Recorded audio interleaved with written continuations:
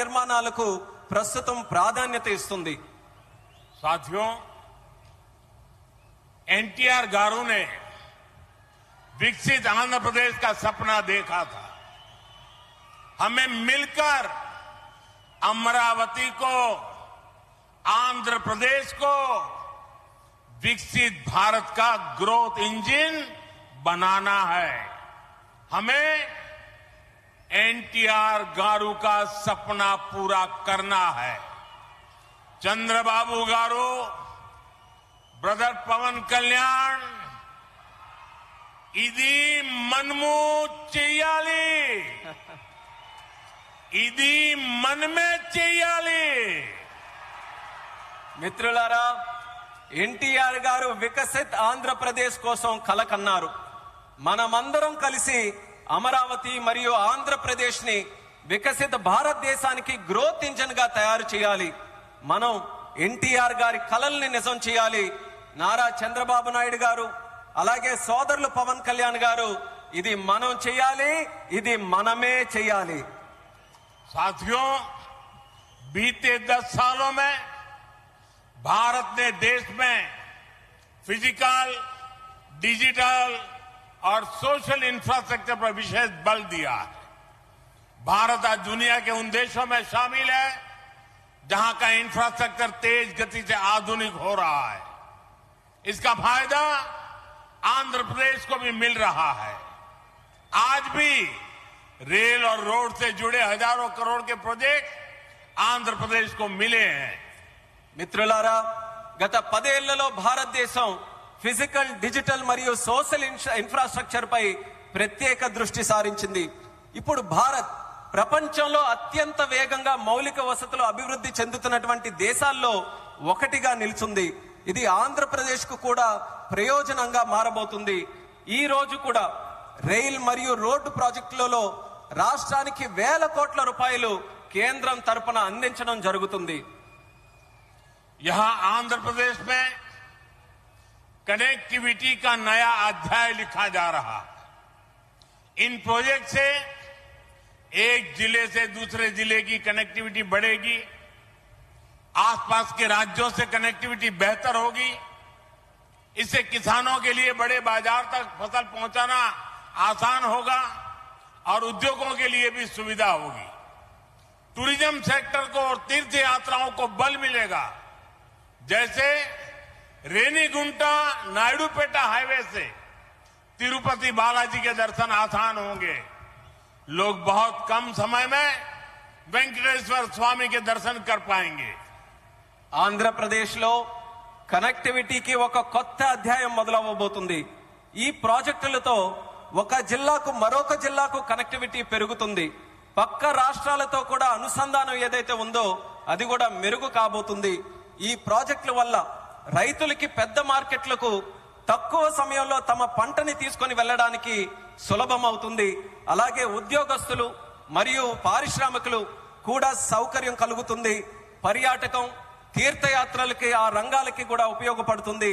ఉదాహరణకు రేణుగుంట నుంచి నాయుడుపేట కొత్త హైవే ఏదైతే ఉందో దాని ద్వారా తిరుపతి వెంకన్న స్వామి వారి దర్శనం చాలా సులభంగా మనకు అవుతుంది.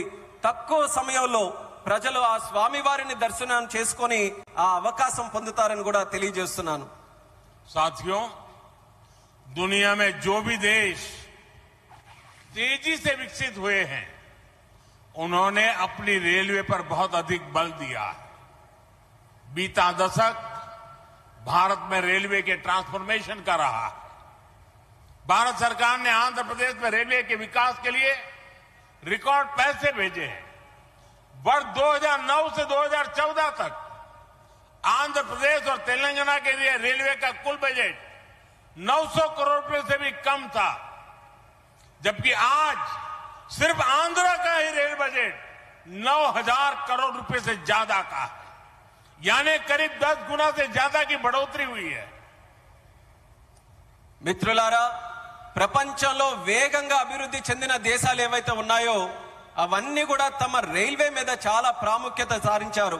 గత దశాబ్దంలో భారతదేశంలో కూడా రైల్వే మీద ఎక్కువగా పరివర్తన జరిగింది. కేంద్ర ప్రభుత్వం ఆంధ్రప్రదేశ్ రైల్వే అభివృద్ధికి కూడా రికార్డు స్థాయిలో నిధులు మంజూరు చేయడం జరిగింది. 2009 నుంచి 14 వరకు ఆంధ్రప్రదేశ్ మరియు తెలంగాణ కలిసి ఉన్నప్పుడు రాష్ట్రం తాలూకా బడ్జెట్ కేవలం 900 కోట్లు కూడా ఉండేది కాదు. కానీ ఇప్పుడు కేవలం ఆంధ్రప్రదేశ్ కు మాత్రమే రైల్వే బడ్జెట్ 9,000 కోట్ల దాటి ఈ రోజు అందిస్తున్నాం. అంటే ముందు కంటే 10 రెట్లు ఎక్కువ బడ్జెట్ అభివృద్ధి జరుగుతుందని తెలియజేస్తున్నాను. साथियों, रेलवे के बढ़े हुए बजट से आंध्र प्रदेश में रेलवे का 100% इलेक्ट्रिफिकेशन हो चुका है.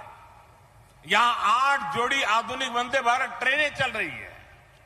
साथ ही आधुनिक सुविधाओं वाली अमृत भारत ट्रेन भी आंध्र प्रदेश से होकर गुजरती है.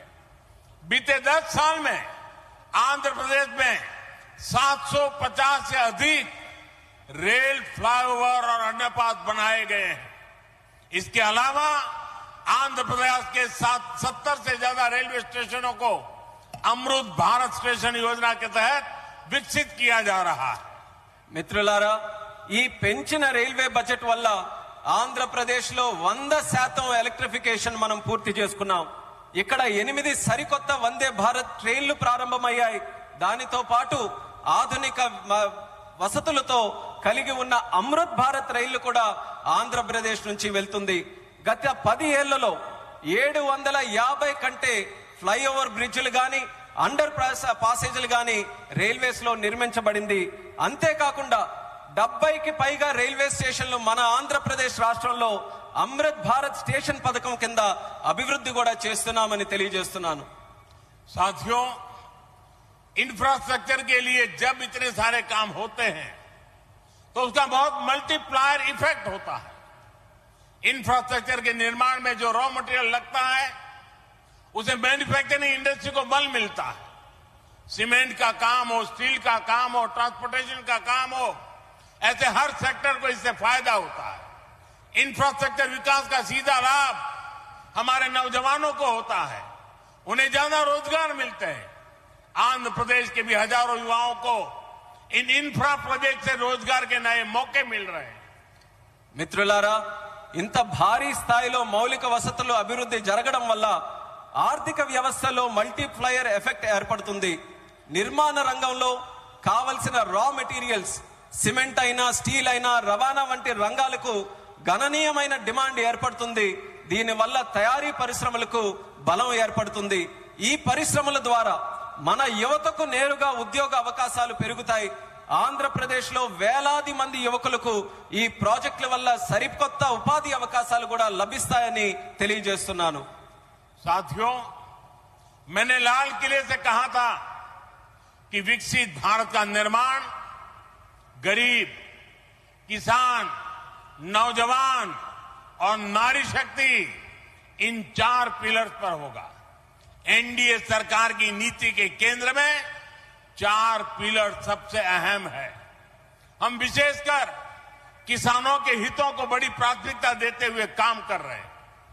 किसानों की जेब पर बोझ न पड़े और इसलिए बीते 10 सालों में केंद्र सरकार ने सस्ती खाद देने के लिए करीब 12 लाख करोड़ रुपए खर्च किए हैं.